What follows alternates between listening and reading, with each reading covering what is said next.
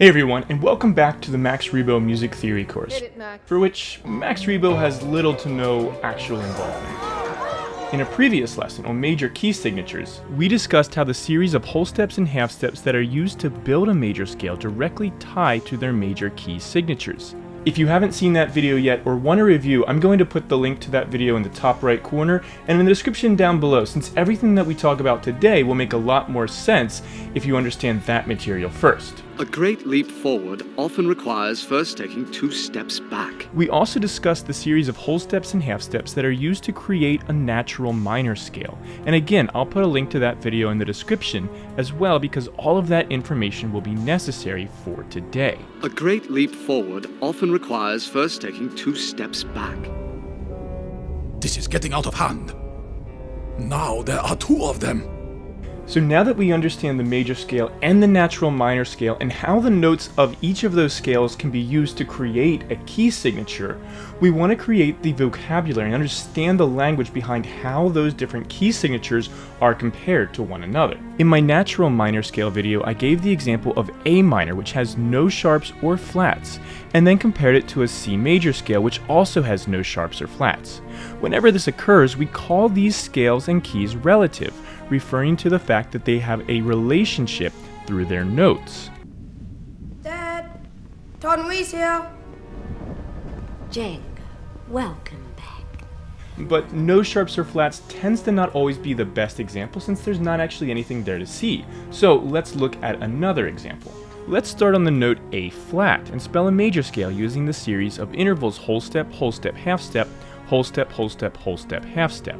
If we do that, we end up with the notes A flat, B flat, C, D flat, E flat, F, G, and back to A flat an octave higher.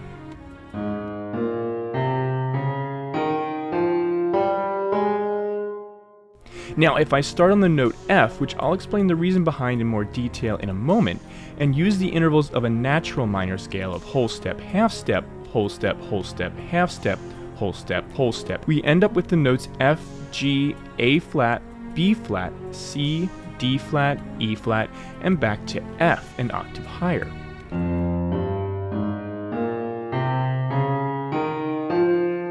If we compare these two scales, we see that they share all of the same accidentals: A flat, B flat, D flat, and E flat. Therefore, A flat major and F minor are relative major and minor. I am your father. And I realize this may be a little bit confusing, so what I want to do next is show a trick for how we can find a pattern between the relationship between a relative major scale and a relative minor scale and what notes that each one begins on. If we start from the major scale, the 6th scale degree or submediant note is where that major scale's relative minor begins.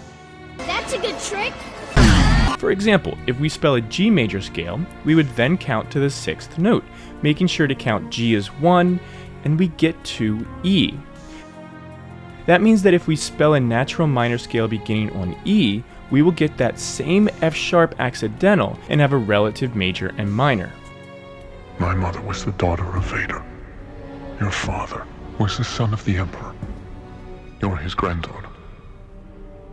You are a Palpatine. And we can do this in reverse as well. Let's say that we begin with a minor scale like D minor.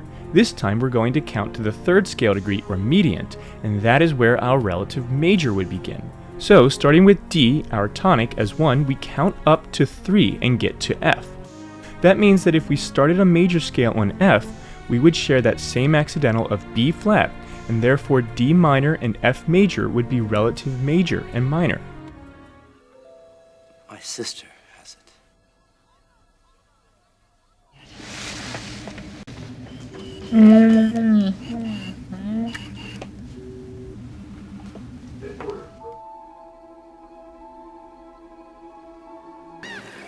He's my brother.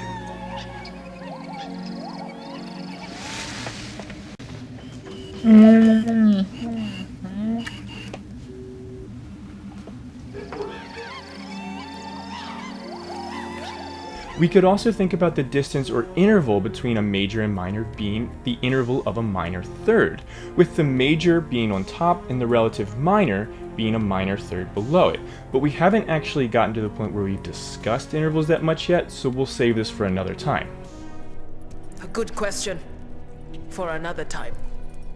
But that's what we mean when we say relative major and minor. This is referring to major and minor scales or key signatures that share the same accidentals.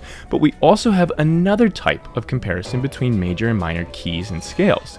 And don't worry, this one is far more straightforward. Thank the Maker. This comparison is when the starting note of the scale is the same. For example, if we take the scales C major and C natural minor, these are clearly very different scales with very different accidentals, but they start and end on the same note. Therefore, they are running parallel to one another and are what we refer to as parallel major and minor. All too easy. I told you it would be. So C major and A minor are relative major and minor because they share the same notes, just in a different order.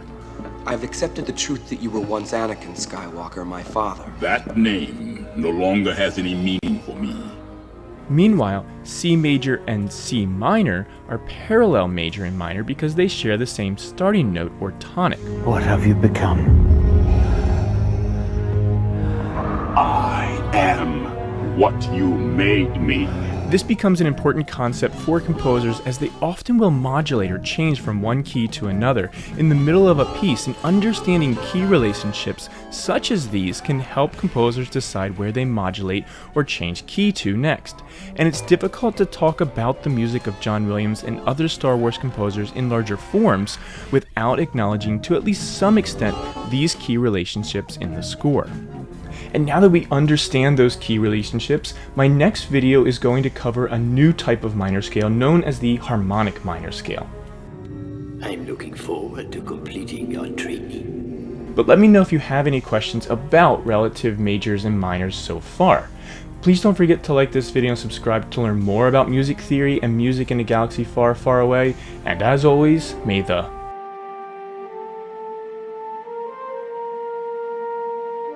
be with you.